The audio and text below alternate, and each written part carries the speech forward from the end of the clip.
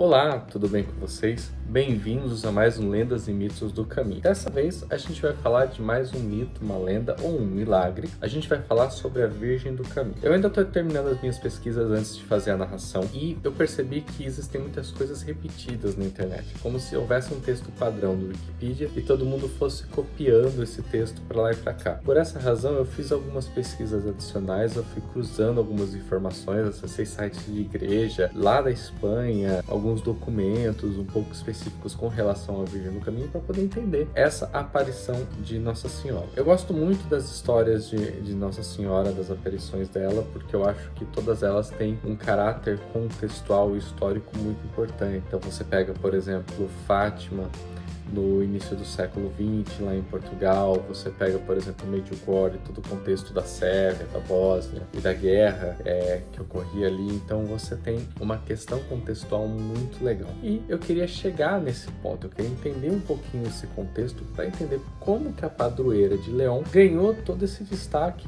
no Caminho de Santiago, né? E por que ela apareceu, qual que era o contexto para ela aparecer ali. E o que eu percebi de imediato é que a aparição da Virgem do Caminho, ela tem um caráter muito parecido com a forma como as ossadas de Santiago foram encontradas. Foi para uma pessoa simples, teve um contexto muito parecido. Mas vamos para a narração, porque tem muita informação legal e além do que a gente está acostumado a ver no Wikipedia. Espero que vocês gostem. Já peço para vocês se inscreverem, darem seu like e compartilharem. Vamos nessa?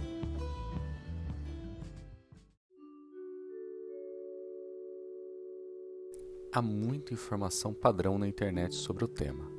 No geral, todas elas falam o seguinte: a Virgem do Caminho é uma das designações atribuídas à Virgem Maria, venerada sobretudo na Espanha. É a padroeira de León e de Pamplona, e o nome do caminho está ligado ao Caminho de Santiago. Segundo a lenda, a Virgem apareceu ao pastor Álvar Simón Fernández, natural do município de Velilla de la Reina, em 2 de julho de 1505, que recolhia o seu gado quando viu a Virgem, entre luzes muito intensas, em Fresno, 15 quilômetros de sua cidade natal. Mas o que mais me intrigou nessa história era: quem foi Álvar Simón? Qual a mensagem que Nossa Senhora deixou? Como era o período durante essa aparição? E aí que entra a investigação histórica dessa história. Vamos começar pelo mais fácil, o ano de 1505. Estamos ainda no começo da Idade Moderna. O comércio e as rotas comerciais ainda estão em construção. A vida rural ainda era presente. Na corte real espanhola, estamos cerca de 1 ano depois da morte de Isabel de Castilha, que falamos algumas vezes em alguns vídeos aqui. Isabel financiou as expedições de Cristóvão Colombo para a América e também foi casada com Fernando II de Aragão, onde expandiram seu império e instauraram marcos e instituições importantes, como a Inquisição Espanhola, com um vídeo aqui no canal. A aparição de Nossa Senhora nada tem a ver com a corte real, mas temos uma personagem coadjuvante que faz entender um pouco a mentalidade das pessoas na época. Estamos falando de Joana de Castela, que era filha de Isabel e foi diagnosticada com uma doença mental e chamada literalmente de louca. Mesmo com o título de Rainha de Castela e Leão, Joana não teve uma vida fácil. Chegou a ser trancada literalmente em uma torre e viu seu poder ser dado ao seu marido, seu pai Fernando II e posteriormente para o seu filho. E assim era o mundo espanhol, patriarcal, absolutista, donos dos caminhos do seu próprio povo.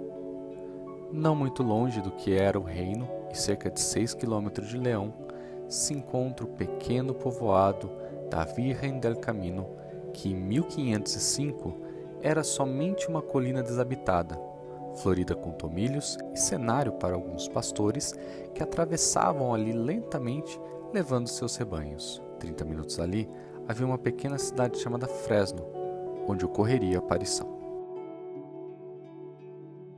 Álvar Simón Gomes Fernandes gostava de trazer seu rebanho para este local, e um dia, enquanto cuidava de suas ovelhas, a imagem de Nossa Senhora apareceu-lhe no meio daquele extenso campo, cercada por uma luz singular e um clarão claro. Ela pediu para que ele fosse à cidade, comunicasse o bispo e pedisse que o mesmo construísse um templo ali, a pedido de Nossa Senhora. O pastor questionou-a, pois ninguém acreditaria nele. A Virgem então pediu que o mesmo lhe entregasse uma pedrinha que ele carregava, e tomando-a, atirou-a no chão, dizendo que o bispo encontraria a mesma pedrinha, só que muito maior. Dizendo isso, a visão desapareceu, Alvar comunicou ao bispo e com a constatação do milagre, um santuário foi construído ali. Esse tipo de milagre é até comum na história católica. Até mesmo o mito de Compostela se assemelha com essas histórias. Nesses contos, um homem simples, normalmente um ermitão, pastor ou pertencente a um povo tradicional, recebe uma visita ou tem uma visão. Ele precisa comunicar à igreja e provar a aparição ou visão, que sempre se sucede de um milagre. O símbolo da simplicidade nesses homens traduz a virtude da pobreza, presente nos dogmas católicos e também personificada em figuras como São Francisco e até Cristo. É a máxima que fala que é mais fácil um camelo passar no buraco de uma agulha do que um rico passar no reino dos céus.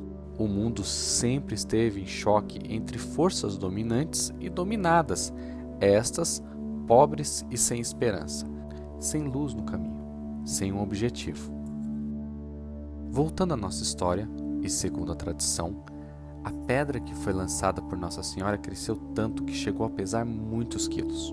3 santuários precederam o atual, e a imagem escolhida pelos locais foi de uma Pietà, feita em 1514. E como a figura sem esperança de Alvar representa, a Virgem é protetora dos caminhos, dos planos, dos objetivos, e há relatos de vários milagres que ocorreram após a aparição, entre eles de Alonso de Ribeira em 1522, que foi acorrentado dentro de um baú. Ao rogar à Virgem do Caminho, o baú que aprisionava Alonso se autodestruiu, libertando-o. Isso fez com que ele e seu capataz se convertessem.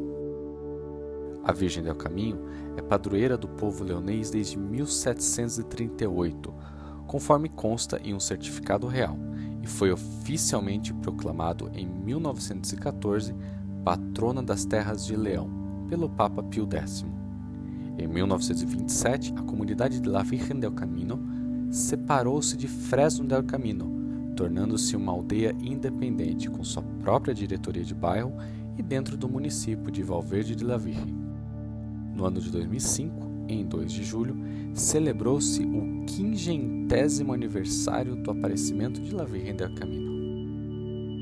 De volta à corte espanhola do século XVI, Joana de Castelo, a Louca, vira mais do que uma alegoria contextual para essa história, e podemos traçar alguns paralelos à mulher, que no alto da Inquisição foi tratada como louca e teve os homens de sua vida usurpando seu poder em nome dessa loucura e até mesmo privando-a da liberdade.